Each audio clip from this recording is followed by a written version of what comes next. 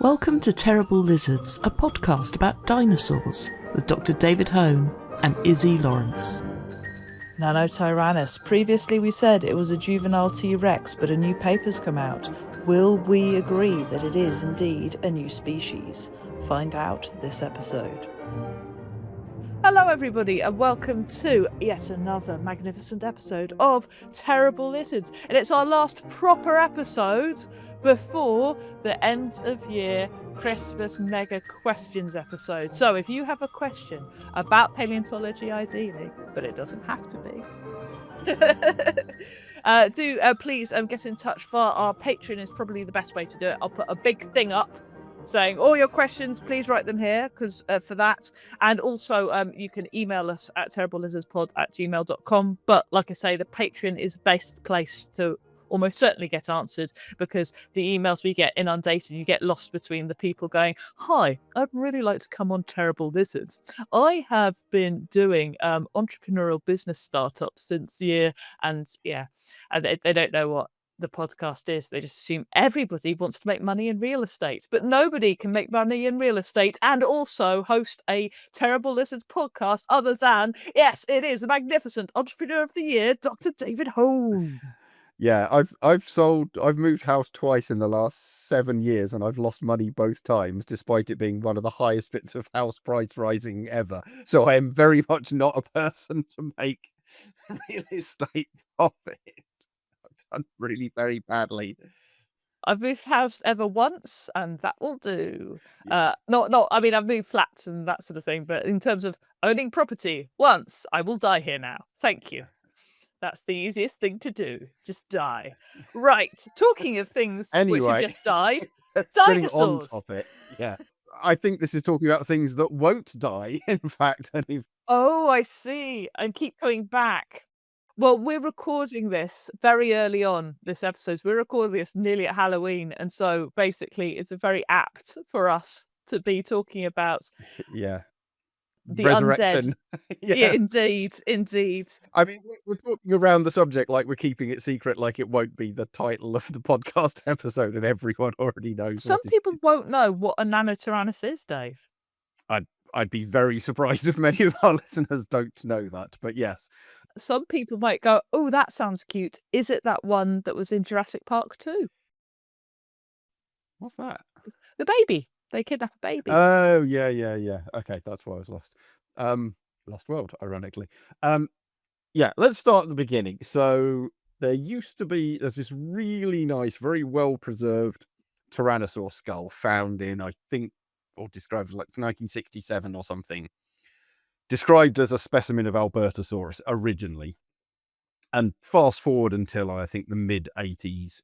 And famously, Bob Backer, a very famous paleontologist, with Phil Curry and someone else, I think it was a Williams or Williamson, so maybe the curator of the museum at the time, basically redesignated this thing as a new genus, so Nanotyrannus. The idea that basically pygmy tyrant, mini tyrant, the idea that there was this large by modern predator standards. I mean, this thing would still have been half a ton or so. The skull's like, I'm trying to do it in my head. I've seen a really nice cast of it, but I've never seen the original. But it's like 18 inches long, so much bigger than like a tiger skull. This is a very large, way bigger than the baby in Jurassic Park 2. Oh, much bigger.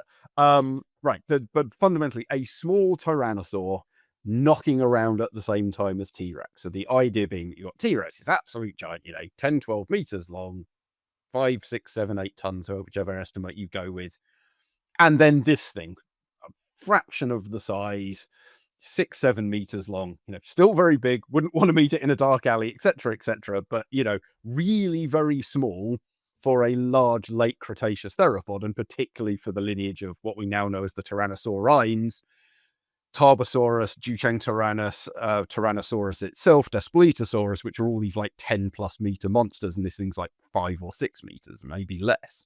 So half the linear size and therefore like a fifth of the weight. So much smaller animal. And then there's basically been the best part of 40 years of aggravation as to whether or not this thing is valid or not. And the fundamental split being yes, it's its own separate miniature animal versus no, it's a juvenile Tyrannosaurus, and that's why it's small and has all these features that you'd normally associate with small/young tyrannosaurs. And ultimately, it's come down to several fundamental problems, ultimately about a lot of the data that was available, because the holotypes, the original named Nanotyrannus skeleton, is just that skull. It's just a head. And so a lot of the things that people would talk about in terms of how do you determine whether or not an animal is adult or not, so things like the fusion of the bones in the vertebrae and looking at growth rings in bones like the femur or the humerus or the tibia, well, we haven't got them. They're not there. So we don't know what that looks like.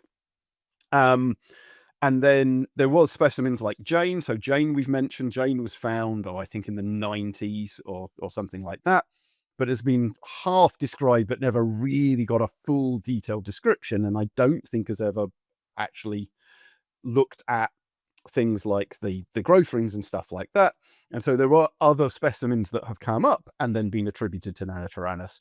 But although they then have a more complete skeleton, they don't look quite that similar. And then some of the studies that you'd want. And so, yeah, the Nanotyrannus thing has bounced backwards and forwards. I've been on 2 or 3 papers arguing that it is a juvenile. But You've been on this podcast arguing it is a juvenile I'm sure I have.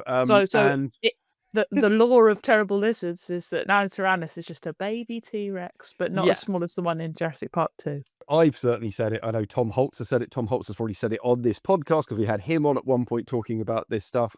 And several other people have always said, look, the best interpretation of the available data is that it's probably a juvenile. But, as a good scientist, what if the data changes? What if you get a really nice skeleton of a small animal that's pretty definitively an adult? Then that really changes the dynamic in particular, because that's, one of the big questions. And yes, you can have, dwarfs, those do exist in the wild. I was showing some of the other day, there's a couple of photos of dwarf giraffe. There's 2 living dwarf giraffe who are weirdly proportioned with little legs, and they're really tiny, but they're proper giraffe. It's a genetic anomaly. But fundamentally, if you found a moderately sized Tyrannosaurine in the Hell Creek or something like that you could definitively show was an adult and was very similar to the Nanotyrannus skull and a couple of other things like Jane, suddenly that rather changes the dynamic of the available data. Well, you can guess where this is going. We found one. Well, so that's the thing. As usual, and going back to plenty of other discussions we've had about available data, there was a specimen that came on the market, so available for sale years ago now. It's been knocking around forever. The dueling dinosaurs, or the fighting dinosaurs 2, of a small tyrannosaur and some kind of ceratopsian. Quite what it is has, oddly enough, attracted far less excitement than the idea that this tyrannosaur might be either Nanotyrannus or like the missing link, or whatever you might want to call it in terms of data that explains it. And so lo and behold, this new paper has just come out by Lindsay Zano and James Napoli, and that's what they're declaring the dueling dinosaur skeleton to be. I missed a step there. That was available for public, so it was bought by the it's in North Carolina. I can't remember what their museum is, North Carolina Museum of Natural History or something like that. It was bought by them. It's been there for a couple of years. They've been more fully preparing it and describing it. This is obviously the first big paper, is what is that animal? And their conclusion is, it is, as I've sort of, built up to, it is an adult small tyrannosaur from the Hell Creek, dated to 67 million years ago, so absolutely contemporaneous with Tyrannosaurus, but it's not Tyrannosaurus. Not quite, therefore it's Nanotyrannus, but that is ultimately their conclusion. If we pause now, right? Yeah. We pause now before you say what you think of this paper and anything else. Could we just say, if this were Nanotyrannus, what would that change about the way that we saw sort of this landscape and the way we understood Tyrannosaurus rex to be living if there was another predator that was large, not as big as it, around at the same time? What would, So there what would are a this couple of mean? obvious implications there. So again, if you assume that this was a juvenile, which is what most people have done, and there's been the kind of broad but far from universal consensus, then Tyrannosaurus is actually weird because it means that it is the sole large predator in its ecosystem. That basically you've got you've got small 1.5 to 2 meter dromaeosaurs knocking around, and then nothing between that and a 10-12 meter monster. That's it. There's nothing. The analogy I've given, which isn't a great one, but when arguing with TV execs, is you've got lions and then you've got meerkats, and you have got none of the jackal, leopard, cheetah, hunting dog, hyena, and all the other things that you would expect to sit in that gap just aren't there. And previously, you've said that this is largely because, like, a tyrannosaur doesn't start off massive, and it spends a long time growing up. So actually, the Tyrannosaurus rex itself fills in the gaps of those animals as it ages. So in terms of a fundamental ecosystem, yes, you would have baby tyrannosaurs and mid-sized tyrannosaurs and quite large tyrannosaurs and big tyrannosaurs, T-Rexes, I should say, Tyrannosauruses, would fill those rough ecological niches. But it would still be unique because we have, Mongolia. You've got Tarbosaurus that does that. But then you've also got Aeoluramus, and then perhaps even a couple of others, and then some of the over at Torosaurs, which might be predatory, get very big, and things like this. So yeah, the ecosystem as a whole wouldn't be quite that weird. It's not like T-Rexes magically appear at 10 meters and 5 tons, but it would still be abnormal to not have any of the others, anything else in that gap. And so if Nanotyrannus is valid, suddenly that becomes significantly less weird. There's only one still. You've got small dromaeosaurs and troodontids, Nanotyrannus, and then Tyrannosaurus. But that's a hell of a lot less weird than not having anything in that gap. So that's a pretty big one. I'd argue it's probably the biggest. The other thing, which is actually kind of simultaneously interesting and weird, is you're then in the position that most of the stuff that we've considered to be juvenile Tyrannosauruses is now moved across to being Nanotyrannus. And you then go to the position of, well, where the hell are the baby Tyrannosaurus?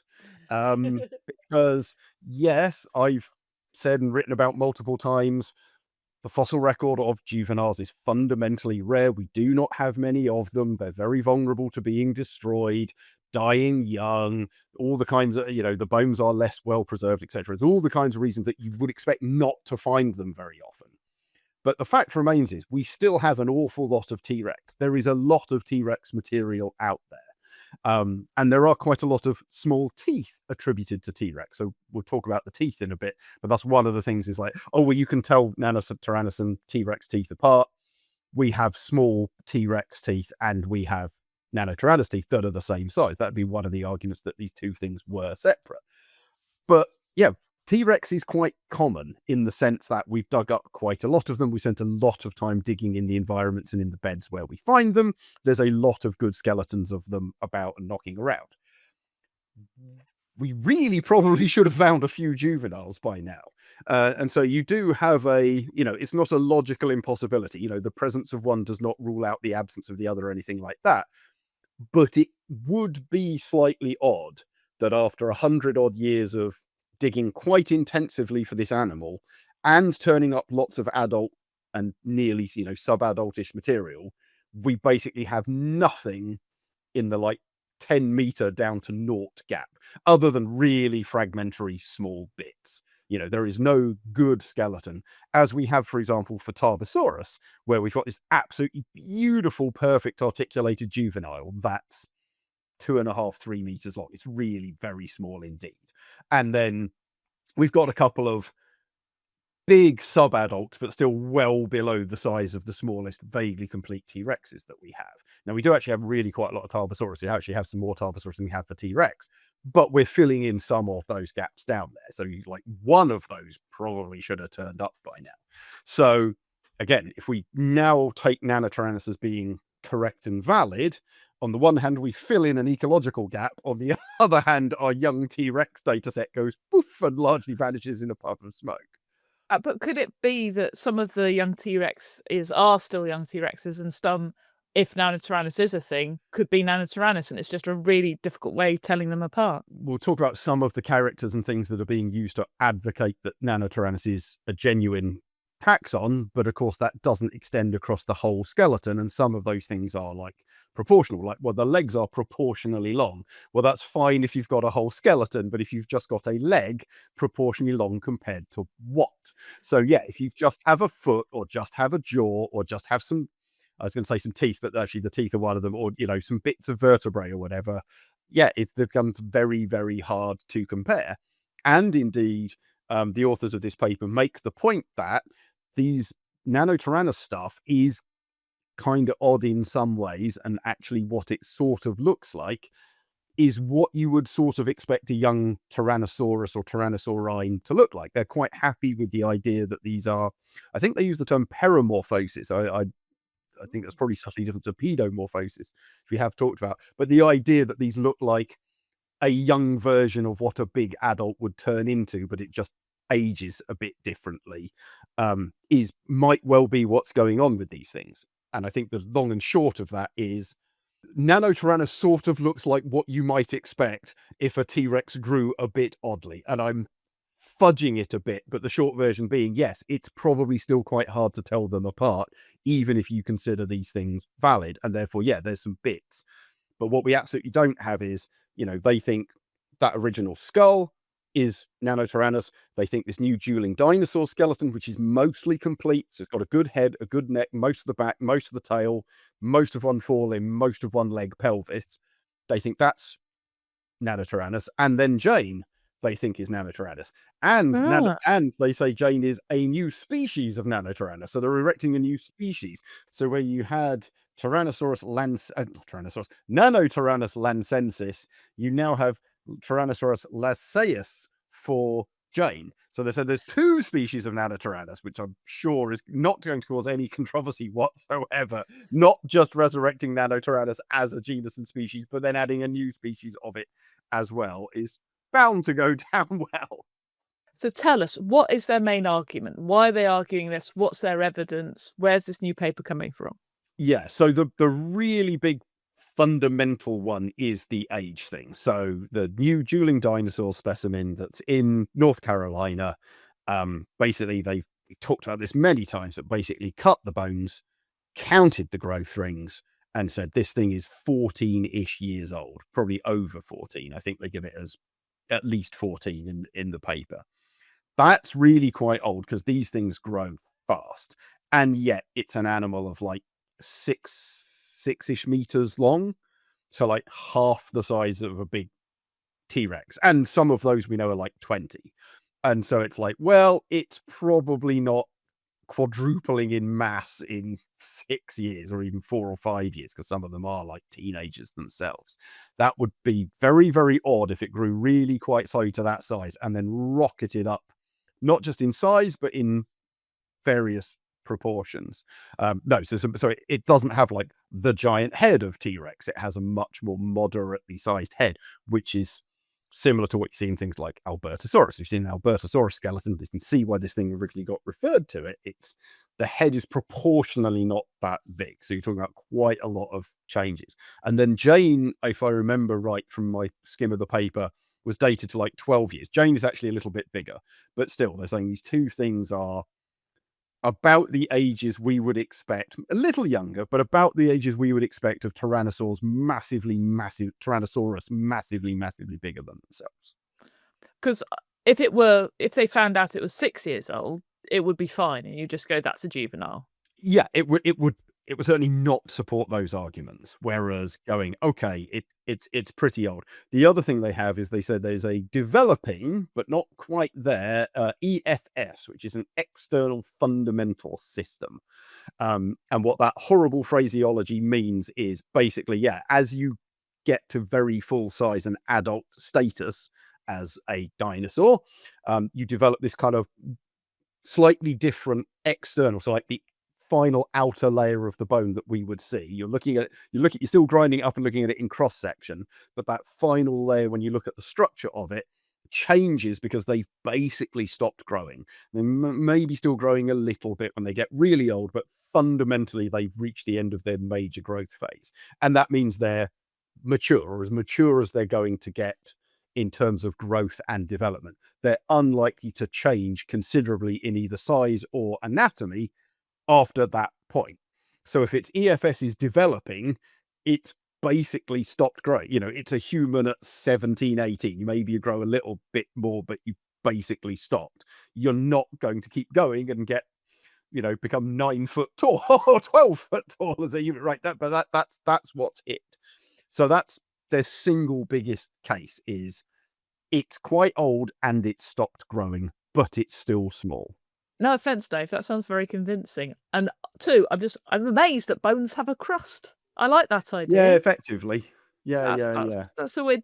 Is this across mammals as well, or is this just dinosaurs? I don't think so, but you're asking the wrong person, because I'm really not a histologist and I don't even know it very well in dinosaurs. But I know that EFS is like your end of growth phase for dinosaurs at least. So yeah, that's the really, really big one, because that has always been the single biggest challenge to interpreting this stuff. Is again, at a gross level, it's about the size and the rough proportions of what you might expect one of these animals to look like at about half that size.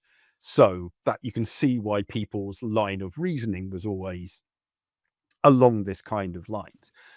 So that's by far and away their biggest point. But then they do have some others as well, which are quite important and people have argued about at various times, and some new stuff, which, I know I'm a Tyrannosaur guy. I've written a Tyrannosaur book. I've been on several of these papers, but I'm not deep into the Tyrannosaurs in the way that some people are who, that's their entire field. So some of these, at least, I haven't come across before, or at least the way they're interpreting that data and adding to it is different. So yeah, they really get into arguments about what is and isn't a change over time. And how variable are certain characteristics. So there's things like, there's a little hole in the front of the face, and the proportions in that are different between Tyrannosaurus and Nanotyrannus. And the interpretation of that has always been, well, right, because as it grows, that proportion would actually change. But then they look at that in a bunch of other Tyrannosaurs and go, well, actually, it doesn't seem to change in any of the others where we can see a clear growth trajectory. So things like Albertosaurus, we've got young and old. Talbosaurus, we've got young and old. So it's like, well, if that's not changing in them, why do we think it's changing here? Can't it just be different and stable? Well, Tyrannosaurus Rex has got the biggest head, and so things would change a lot, you'd think. But I like this argument. I think this is interesting. Yeah, and one of the ones which certainly caused problems for the idea that Nanotyrannus was a juvenile was the young Tarbosaurus. So this came out in 2010, 12, something like that. It's beautiful juvenile Tarbosaurus. So if you don't know, Tarbosaurus is the animal closest to T-Rex. It is, I was going to say nearly identical, but like strip the fur and muscles off and you can barely tell a tiger and a lion apart. Because I finished with tiger and lion, because it's getting to the end of a sentence about mammals. I'm not stupid. Well, I am, but that's a different issue. But right, it's that sort of thing. Like, at first glance, if you don't know what you're looking at, you would struggle to tell a T-Rex from a Tarbosaurus. And evolutionarily, they come out closest to each other in all of our analyses. So you've got this very young Tarbosaurus, smaller than Jane's, smaller than the dueling dinosaurs, smaller than the original Nanotyrannus skull, and it looks an awful lot like an adult Tarbosaurus. It doesn't have this really long nose and really quite slender head, and it looks like you've miniaturized a Tarbosaurus. It doesn't look like you've got an Albertosaurus and then over time it changes into adult proportions. And so it's like, well, that's weird. Because if Tarbosaurus and T-Rex are that closely related to each other, then T-Rex has like a unique growth trajectory compared to Tarbosaurus. Now, of course, if we take those juvenile Tyrannosaurs out, Tyrannosaurus is out because we're calling them Nanotyrannus. On the one hand, we have a hole where our juvenile Tyrannosaurus used to be, but on the other hand, it explains away why they don't look really actually as much like an adult as you might expect. They have some other novel stuff. So the one I definitely hadn't seen before is they talked about the roots of the nerves. There are holes for the nerves in the back of the head and in the brain case and where these things go. And in Nanotyrannus, they basically take one route, and in Tyrannosaurus, they take a different route. And it's like, yeah, that's pretty much set early when you start growing. Your nerves are not going to suddenly reroute in your teenage years and grow out of a different part of your skull and end up in a different part of your head. Certainly not consistently. I think a lot of parents of teenagers would disagree, but okay. That's rewiring inside the brain, not holes coming out of your skull for your nerves to go through. And it's like, yeah, that's okay. You know, I'd never heard of that. Maybe I've missed it, but I certainly haven't seen anything quite like that before. And yeah, that's a pretty convincing case. All these Nanotyrannus ones have one route, and all the Tyrannosaurus ones have another route, and you would definitely not mix. Variability would be one thing. It changes for individuals. Okay, that would be fine. But when all the small ones are A and all the other ones are B, and that also appears to be a case in the other tyrannosaurs, some are A and some are B, but we don't see a mix, then it really starts to look like that's something that doesn't change. But do we actually have enough skulls to make that distinction? I think we do for at least some things. I have not been at the time of recording, and actually even after the time of recording, there's no way I'm going to do this. I'm not going to trawl through the paper and look at every single one of their data points for every single one of the skulls that they've looked at for every single trait. I've got much better things to do, and I don't know it well enough, and I don't know the specimens well enough. But that is a fairly convincing argument in that case that this is not something you would expect to change during growth and doesn't appear to vary. Another big one is tooth sockets. So Nanotyrannus and small tyrannosaurs have more teeth than T-Rex. The interpretation for this has always been the number of teeth changes as they grow. Now, that has long been considered an oddity, but not an impossibility. So Limosaurus, which some people will remember, Limosaurus was something I helped name years and years ago. It's this weird early ceratosaur from the Middle Jurassic of Western China. And the adults have beaks. So it's a really early shift of a theropod group from carnivory to herbivory. In fact, I think it's the earliest one we know of. It was really quite exciting. So there's lots of interesting stuff going on with the hands and what it meant for how do you identify fingers and what that meant for bird evolution and other things. But also is a really early herbivore. They had gastroliths. So you're like, oh, beak, gastroliths, no sharp teeth, early herbivore. Gastroliths are the rocks in the stomach. Little rocks that like a chicken or something like that.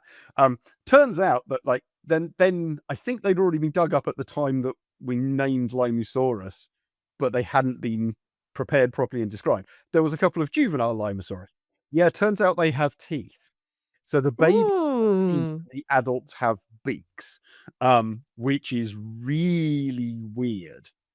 But why this is interesting is if you do a proper deep CT or MRI, I can't remember which one they did in the end, scan of the adult skulls, you can see the remnants of the tooth sockets still in the bone. So that's convincing evidence that those juveniles really do go with those adults, and it's not just like we've mixed up a small species and a large species or something like that. But also it means the remnant sockets are still there, even when the teeth aren't. And that then becomes a problem for the juvenile Tyrannosaurus hypothesis, because it's like, sure, Nanotyrannus, or what was Nanotyrannus / juveniles, have more teeth than the adults. Okay, so they're losing their sockets and they're losing those teeth. But those sockets should still hang around. We should still be able to see them if you scan through the bone, because we know you can see that in something like Limosaurus. And indeed, there are some, even among things like normal T-Rex and other tyrannosaurs and even some other carnivores, sometimes those teeth remodel and fill in. I've got a project student at the moment looking at gharials, and he's measuring all the teeth in gharials. And every so often there's like a gap in his data set. And I'm like, why is there a gap? And he goes, oh, it just doesn't have that tooth. There's just like a gap where the tooth should be. Remind us what a gharial is. Really long snouted crocodilian from Nepal, India, Pakistan.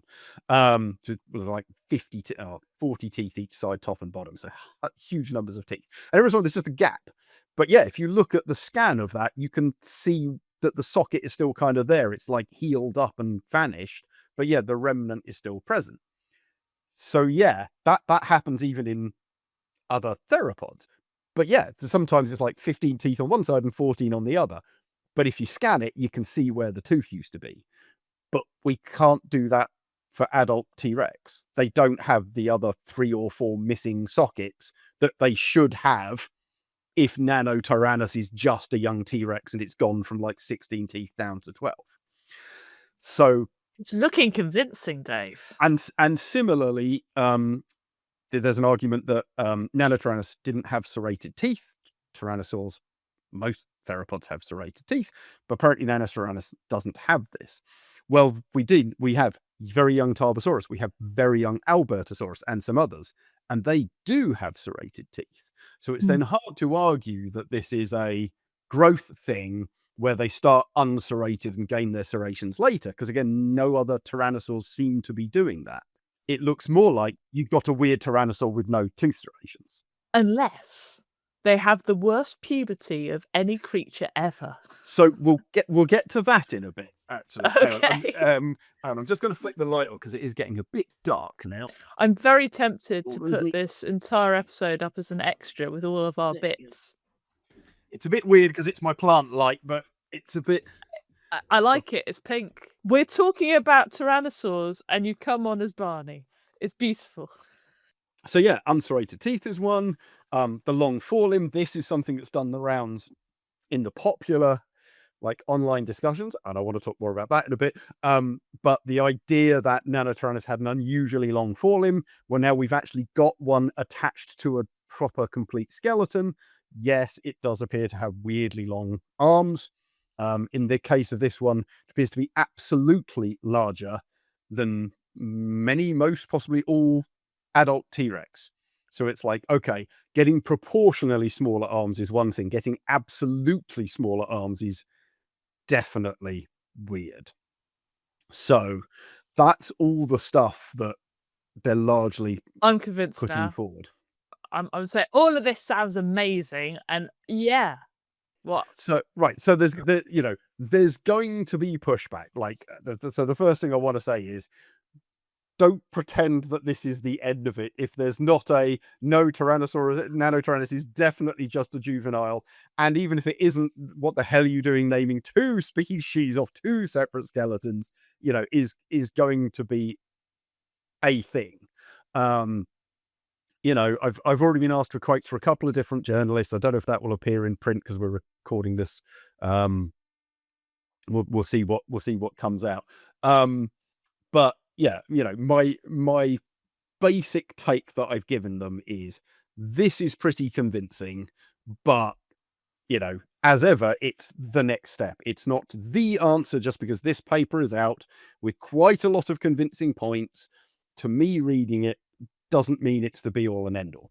Someone else, I'm sure, is going to come in and want to do more samples. Someone else is going to come up with a slightly different age count. Someone else is going to look more at those nerve pathways. Someone else is going to go, yeah, that's true of those unserrated teeth, but you forgot this Albertosaurus specifically, which has unserrated teeth as a juvenile. So maybe that is, that sort of stuff is going to come out because this is what happens. Someone dives, they look for a whole bunch of new stuff, they find a whole bunch of things, and then people challenge it and find some other things and some other things, and eventually we'll swing one way or the other.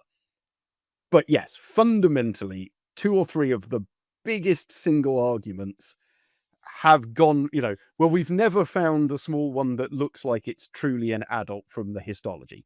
Well, now we have. Yes, it looks like it's got proportionally longer arms, but they don't appear to be absolutely longer, and we don't know quite what's going on with them. Well, this one is looking more like it.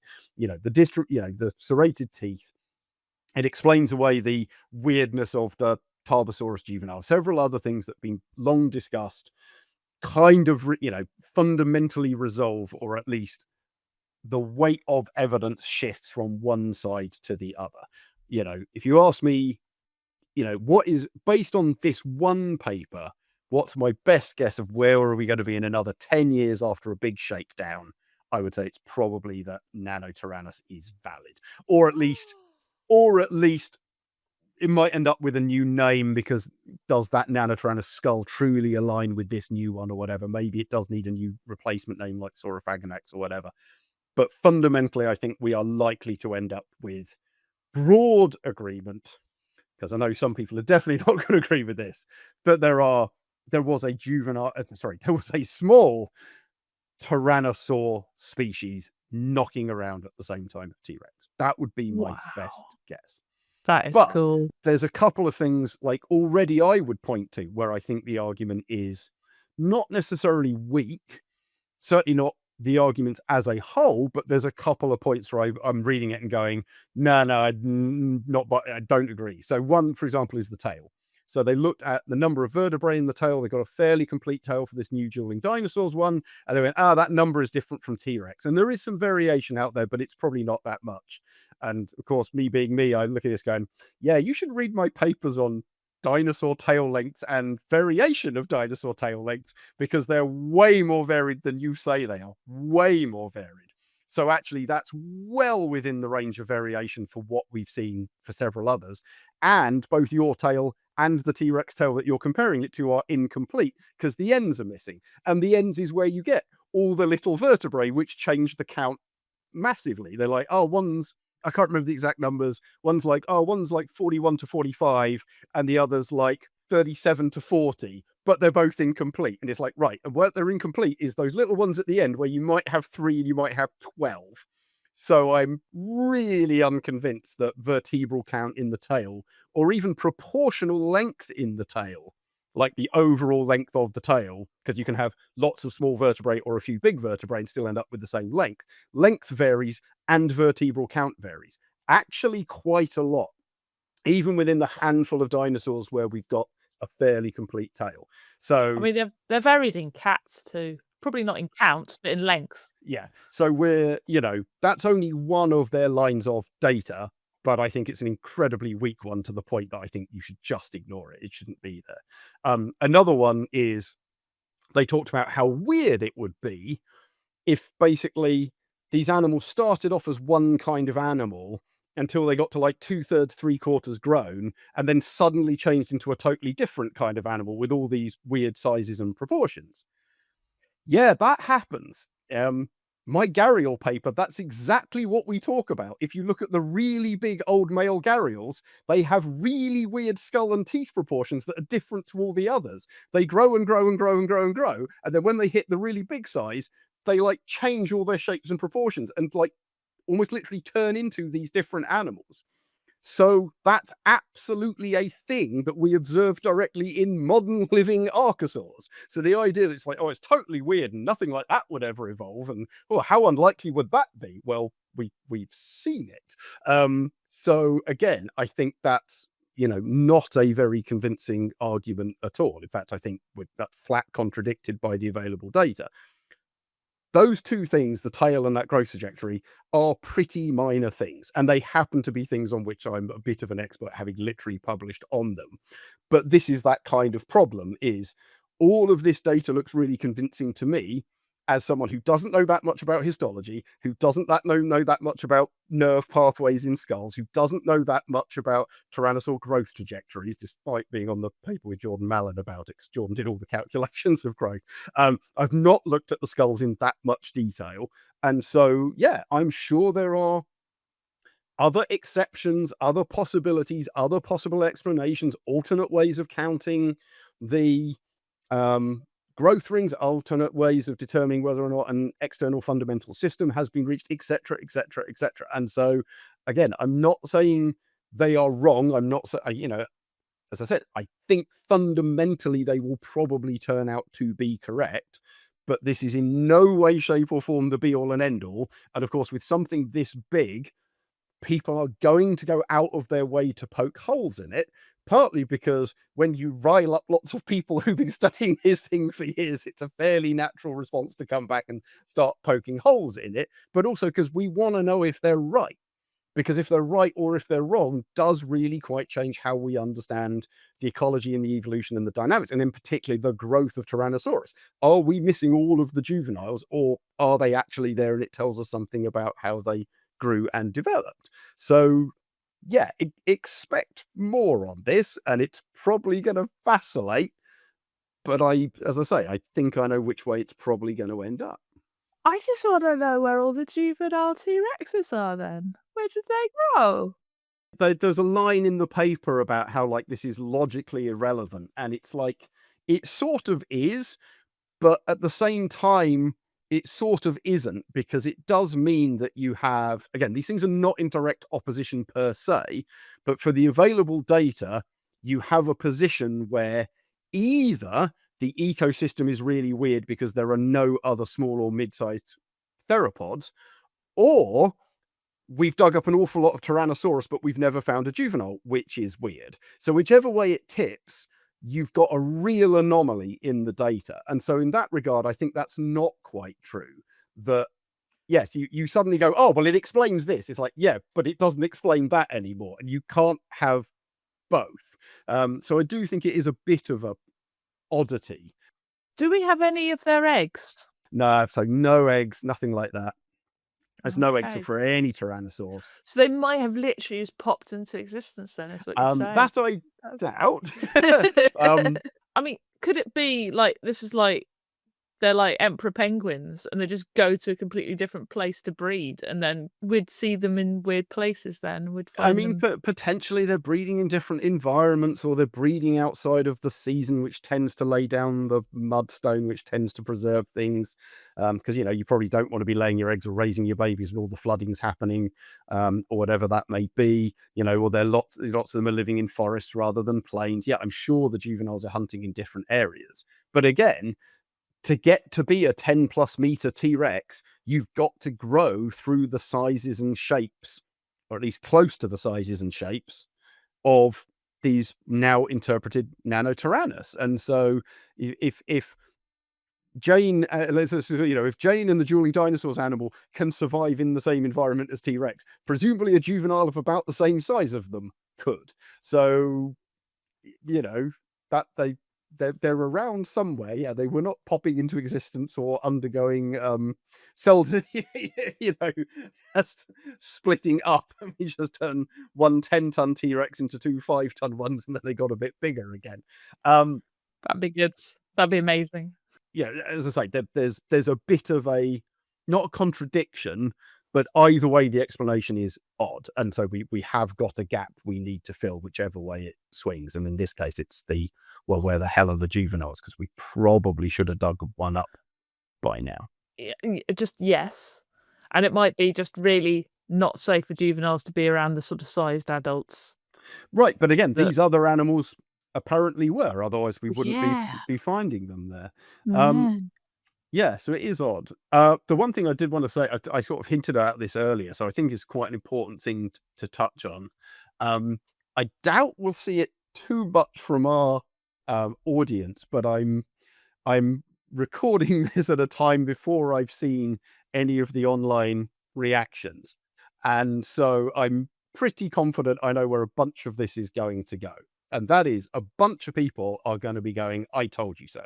Because there are loads and loads of people online, not necessarily academics, in fact, mostly not academics, who've been like, Nanotyrannus is totally valid. You haven't looked at the teeth. Nanotyrannus is totally valid. Look at the really long arms. Nanotyrannus is totally valid. Look at the dueling dinosaur specimen. Nanotyrannus is certainly valid. Look at this specimen that's been available for sale that someone's published photos of. Nanotyrannus is valid. If you just recode all the analyses and ignore that, then you get this result.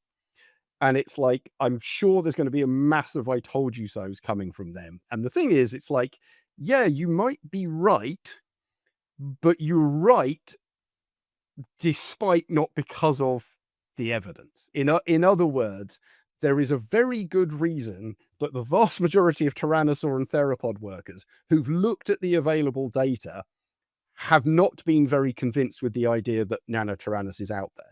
And a lot of the special pleading that in particular I've seen over the last few years for Nanotyrannus is totally valid, what are you talking about, has come from the dueling dinosaur specimen before it was bought and described.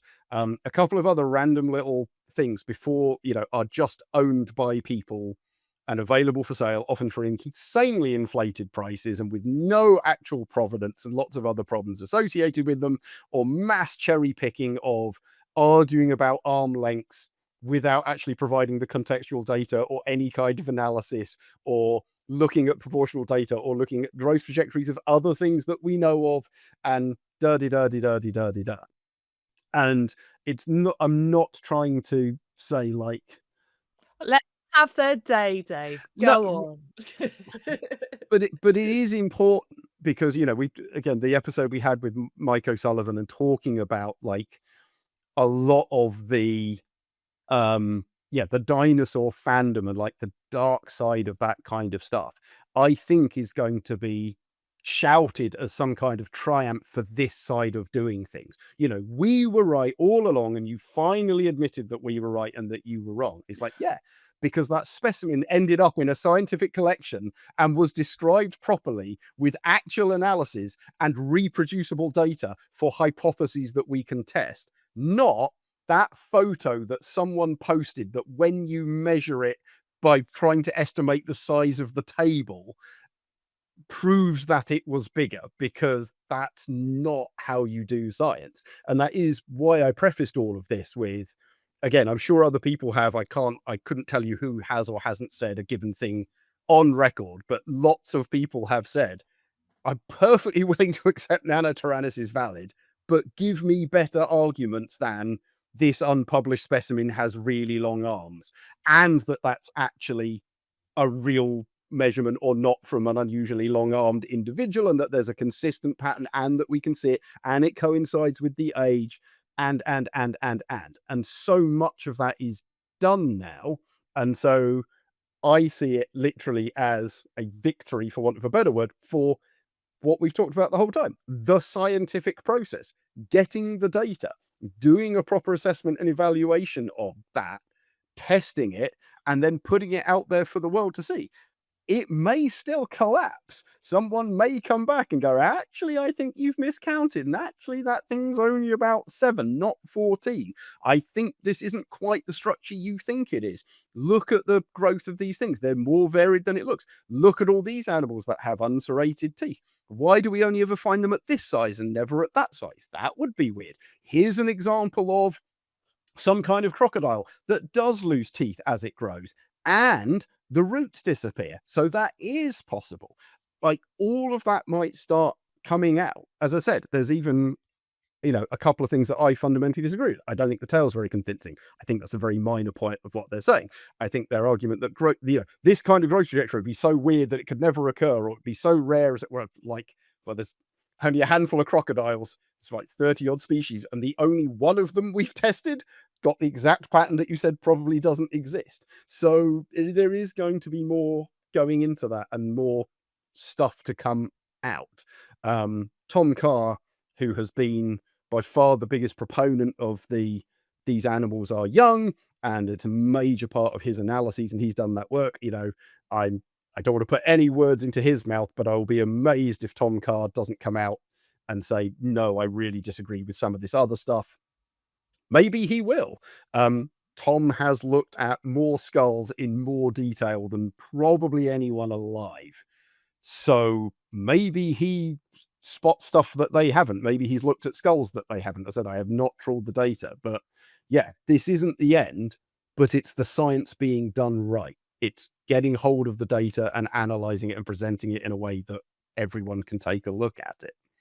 But I am genuinely concerned, isn't perhaps the quite right way, but I'm very convinced there's going to be an awful lot of, kind of crowing and self-affecting internetiness of all these scientists were wrong and we were right, and that's because we're good at this and we're better than them. And it's like, right, but that is the tone you get. But, you know, if you look at the history of science in this country, I mean, this country specifically, if you look at what the Royal Society was doing, you know, Isaac Newton refused to release his findings until the other scientists died, so they couldn't argue back against him. He was petty. That's an excellent tactic. I have to remember that.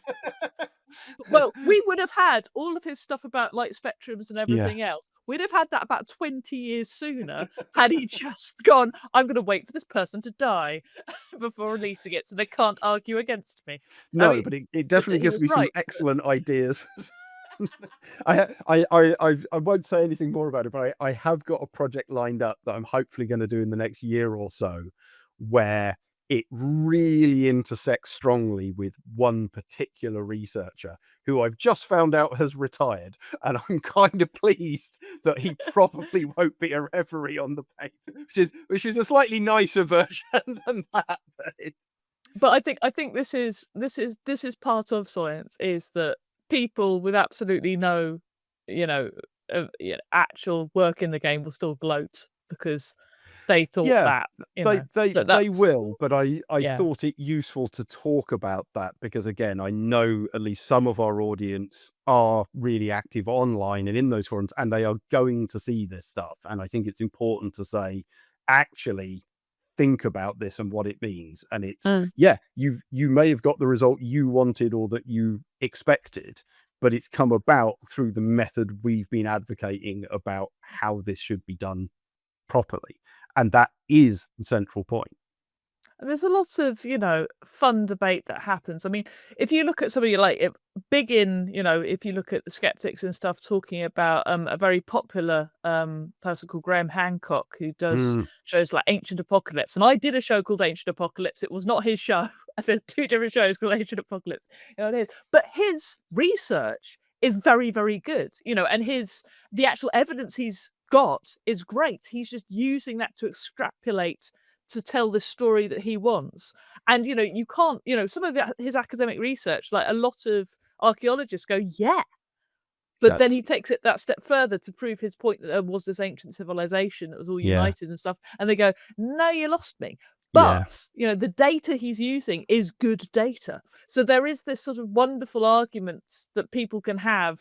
But at least there's good data. Whereas again, I've literally I mean, I'm not exaggerating. I've literally seen, here's some photos of some alleged Nanotyrannus arms that have been published on the internet, which I've attempted to rescale to show that they're longer than T-Rex. And you're like, this isn't good data. It just isn't. But we love the enthusiasm. Yeah, but it also shows why the access to the specimens is important. So one other thing that they tease in the paper is that there's a fuller description of Jane Cumming. Remember, this is the thing they've just renamed as its own new species of Nanotyrannus on top of the original Nanotyrannus species. So again, there's going to be presumably a ton more data in that, which is going to be really important and fill in some more gaps. They don't say anything about it. It's literally like, a fuller description of this specimen is coming, so we're not going to comment on it further, which is fine, but it just tells you that presumably this must be a fair way done, otherwise they wouldn't be saying that, and otherwise they don't want to tread on other people's toes. I suspect they're involved in that paper as well, or at least one of them are. But, there is even more to come from this, even just from this side, let alone, again, any pushback implies the wrong thing, because it implies that it's actively aggressive, though, as we know, some exchanges in academia can be very much actively aggressive. But your people are going to look at this and start picking holes in it, because that's the way science works. If like, I know tail structure better than they do, clearly, because I've written 2 papers on it and they've missed mine, and I've literally written about this stuff. So that's going to probably happen for some of these other things. But fundamentally, yep, it looks like Nanotyrannus is back.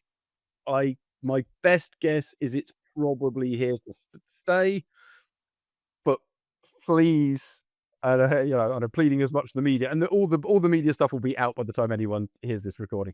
But like, please don't just media report it as decisive answer, like finally done, the end. Overturns everything we knew by somehow returning to an idea that was first published in the 80s. But this is new somehow. And similar things. So yeah, really, really interesting stuff. Very intrigued to see how it goes and how people put that data together. And then for things like, there's this thing called Chomper, this really small bit of skull that's assigned to like a really baby T-Rex. Well, which way does that go now with these new definitions of characters and particularly things like the teeth? Is that a baby T-Rex, or is that a very baby Nanotyrannus, assuming that this genus hangs around? And which Nanotyrannus species? Well, exactly. So, again, it all gets more complicated, and that's on top of Tyrannosaurus macraensis, which has been split off. So, there is definitely more to come here. And again, if that separation happens, the Nanotyrannus separation, that changes some of the stuff that we then think in terms of growth trajectory and what is a young or adult Tyrannosaurus. That may then start telling you things about how Tyrannosaurus maybe should be split up. Similarly, you know, we had a podcast about that. I think this was the one where we had Tom on, where Greg Paul and others had split T-Rex into 3. We and other people were really dismissive of the splitting that he did in the way that he did it, not that there might be more than one T-Rex out there. Because again, both Tom and I and others have said Macraensis looks like it's probably valid. In other words, he made the team that named that made a solid case that that was a real thing in a way that we don't think was made for Imperator and Regaida. But that doesn't mean there isn't more than one T-Rex out there, and actually reevaluating the data that we're using to define Nanotyrannus in the way that they are might then change how we look at that data. So it really does open up some possibilities, but it's not the last word. It's not the definitive word. It's going to be a while. It's taken 40 years to get this far. There's probably more to come. So if you've got a question about not about Nanotyrannus, no, we've done it for an hour. We don't want Nanotyrannus questions for the December. What colours Nanotyrannus were for the pictures. You can please write to us. Go to patreon.com/terrible lizards. You will find a little community that we've got going. We have vague plans for the new year to sort of like zhuzh up our Patreon and also zhuzh up how the podcast gets to you. But hopefully that might happen. We don't know. Who knows what the future holds? But what we do know is that Nanotyrannus might not be going away. I mean, it never went away. That's the fairly important part. Okay, but it's definitely not. This wasn't a paper saying, no, all of these are definitely juvenile T-Rexes, is the point. It's carrying on. So what we're going to do now is we're going to say goodbye in the manner of a Nanotyrannus, which is like saying goodbye with a T-Rex, except it's going to be smaller, isn't it, Dave? See, probably. This is why we do the podcast. This is why you do. This is the only reason you do it. Fairly certain. It's just to torture you. It's great. Yeah. But I think people need it. It's like, you know, you've had all this information, you absorbed all the information, now you get to go rah. So after 3, 1, 2, 3. Nano. They're a bit bigger than that, but thank you for listening to this episode of Terrible Lizards, and thanks as well for going to that social media you never seem to update and sharing the podcast there too. You could also go to patreon.com/terrible lizards to support the show and access a wealth of extra content. Get in touch with us via terriblelizardspod@gmail.com, and while you're here, do check out Dave and Izzi's books. Flappy bye-bye.